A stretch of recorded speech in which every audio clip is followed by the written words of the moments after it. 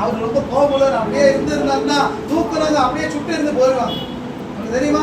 மோசேக்கு முன்னாடி வந்தவங்க யாராவது விட்டாரா? நீங்க வாசிக்கலாம். மோசேக்கு முன்னாடி முறுமுறுக்கிற யாராவது விட்டாரா? மோசே சொல்றாரு, லேவி மாத்திரம் தேவ ஆலய பணி செய்யட்டும், அகரோனும் பிள்ளைகளும் கூடாரத்துக்குள்ள ஆசீர்வாத கூடாரத்துக்குள்ள போய் பணிவிடை செய்யட்டும். உடனே எல்லாரும் தூக்கங்களை சேர்த்துட்டாங்க, நாங்களும் வருவோம். சரிப்பா, மோசைக்கு விரோதமா நின்னா ஓகே, ஒரே நாள் ராத்திரி நீங்க எல்லாரும் ஒருத்தருக்கு கோலை கொண்டு வாங்க அப்படின்னு சொல்லிட்டு எல்லாரும் கோலை கொண்டு வராங்க. ஆரோன் கோல் மட்டும் தான் துளித்தது, வேற யாரோட கோலும் தேவன் அங்கீகரித்தாரு. அதுக்கப்புறம் விட்டாருன்னு நினைக்கிறீங்க? அதுக்கப்புறம் எல்லாரும் இவங்களை விட்டு மாறுங்க, அந்த கலசத்தை கொண்டு வந்த பாருங்க, அவங்கள விட்டு நீங்க தூரம் போங்க. அதாவது மோசைக்கு விரோதமா. மோசை யாருன்னா புதிய ஏற்பாடுல கிறிஸ்துவை போல பழைய ஏற்பாடுல மோசை. அல்லேலூயா. மோசே மூலமா நியாயப்பிரமாணம் வந்தது, கிறிஸ்து மூலமா கிருபை வந்தது. அல்லேலூயா. அப்போ அவருக்கு விரோதமா அந்த ஊழியத்துக்கு விரோதமா போன உடனே அங்க பூமி இரண்டாக பிளந்து அப்படியே நேரா ஏனோக்கு அதுக்கப்புறம் எலியா ரெண்டு பேர் தான் மரிக்காம பரலோகத்துக்கு போனாங்க. அதே போல மரிக்காம பாதாளத்துக்கு நரகத்துக்கு போனாங்கல்ல, பட்டியல் தான் அந்த பட்டியல். அவங்க குடும்ப சகிதா அவரு செய்த தவறுக்காக அவங்க மனைவி பிள்ளைகள் எல்லாரும் ஒரு நாள் நிக்க வைக்கின்றார். நிக்க வச்ச உடனே நீங்க எல்லாம் சமஸ்த இஸ்ரவேல் விலகிரு அப்படின்னு சொல்லிட்டு பூமி ரெண்டா பிள்ளைங்க அப்படியே உள்ள போயிட்டாங்க. அவ்வளவு கோபக்காரங்க. அல்லேலூயா. புதிய ஏற்பாட்டுல தேவன் அன்பாகவே இருக்கிறார், அவர் மன்னிக்கிறவராகவே இருக்கிறார், அவர் நியாயம் தீர்க்க வரவே இல்லை, அவர் ரட்சிக்க வந்தார். இன்னும் நம்ம ஜீவனோட இருக்கிறோம்னா அவர் கிருபையா இருக்கிறதுனாலதான், அவர் இரக்கமா இருக்கிறதுனாலதான், அவர் அன்பா இருக்கிறதுனாலதான். அல்லேலூயா. அல்லேலூயா.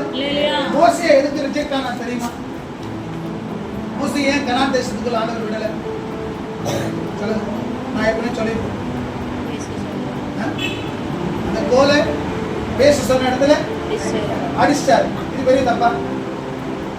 ஹலோ, கீழ்படியில ஒத்துக்கிற உண்மைதான், அதுக்கப்புறம் விசுவாசிக்கிற உண்மைதான்.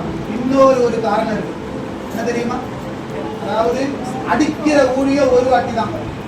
பழைய ஏற்பாடு உள்ள அடிக்கிற ஊழியம் தான், ஒரு வாட்டி தான் அடிக்கிற ஊழியம். இரண்டாவது பிரமாணம் அடிக்கிற ஊழியம் இல்ல, அது அரவணைக்கிறது, அது பேசுறது, அது கிரியை கிடையாது, அது விசுவாசம்.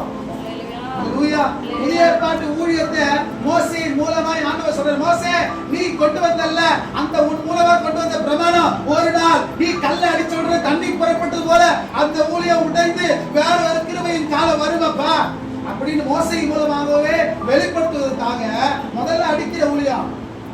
மாதிரி அடிச்சது தண்ணி வந்தது.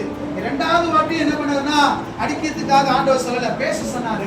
அதுதான் இந்த ஊழியம். புதிய ஏற்பாட்டுல இன்னைக்கு இயேசுவின் சரீரத்தை பிச்சதுக்கு அப்புறம் நம்மளை ஆண்டவர் அடிக்க விரும்பல, நம்மளை உபத்திரவப்படுத்த விரும்பல, நம்மை அதுக்காக மரணத்துக்கு கொண்டு போக விரும்பல, நம்மை கிருபை வைத்து நம்மளை மன்னித்து நம்மை பரலோகம் சேர்க்க அவர் ஊழியத்தை மோசையின் கையில ஒப்பு கொடுக்கிறார். மோசையும் ஒரே வார்த்தையில சொல்றேன், தேவ சித்தத்தை சரியா புரியல. மோசையா நிராகரிக்கப்பட்டாருன்னா கற்பலையில அடிச்சதுனாலதான், கல்லு மேல அடிச்சதுனாலதான், அவிசுவாசப்பட்டதுனாலதான். உண்மைதான். இன்னொரு ஆழமான சத்தியம் என்னன்னா, மோசையும் தேவ சித்தத்தை புரிந்து கொள்ளல. எதிர்காலத்துல ஒருவேளை அடிக்காம பேசியிருந்தால் பவுல் அந்த காரியத்தையும் எழுதியிருப்பார். பவுல் எழுதியிருப்பாரு. பழைய ஏற்பாட்டுல எதுக்கு தெரியுமா? 2 வாட்டி மோசே தண்ணி கண்மலையில வந்தது, ஒரு வாட்டி அடிக்க சொன்னார், ஒரு வாட்டி அடிக்கல. இது ரெண்டுமே 2 பிரமாணம் என்று அவர் சொல்லி இருப்பாரு. மூலம் என்ன பண்ணி ஆண்டவர் சொல்லி இருப்பார். அதனாலதான் இங்க அவரு தேவனுடைய சித்தத்தை எப்போ மோசே அறிந்து கொள்ளாம, ஏன்னா மோசையை போல 40 நாள் அல்லும் பகலும் புசிக்காம யாருமே இருந்து மோச எடுக்கல. அது ஒரு வாட்டி இல்ல, 2 வாட்டி அவர் இருந்ததுனால கடைசியில அவர் முகத்தோல பிரகாசமா மாறிடுச்சு. ஏன்னா இவருடைய எல்லா ஜபங்களும் கேட்கப்பட்டது.